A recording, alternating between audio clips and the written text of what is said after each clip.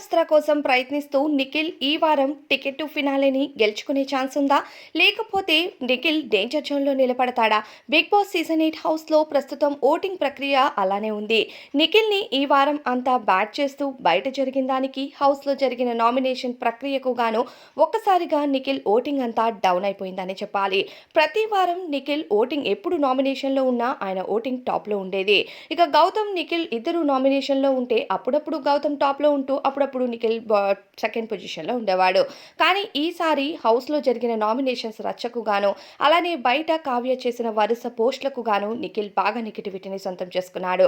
నిఖిల్ ఎంతగా నెగిటివిటీ సొంతం చేసుకున్నాడో ఆయన ఓటింగ్తో ప్రస్తుతం క్లియర్ కట్గా అయిపోయింది. అయితే హౌస్లో నిఖిల్ బాధపడుతూనే ఉన్నాడు. కానీ దానికి జనాలు బయట ఓట్లు వేస్తారు అంటే అది ఒట్టి మాట. కానీ బయట జరిగిన కావ్య విషయం పైన కానీ, కావ్య చేసిన పోస్టులు కానీ నిఖిల్కి ఎంతగా నెగిటివిటీ తెచ్చిపెట్టాయో మనం ఆయన ఓటింగ్ ద్వారా చూసుకోవచ్చు.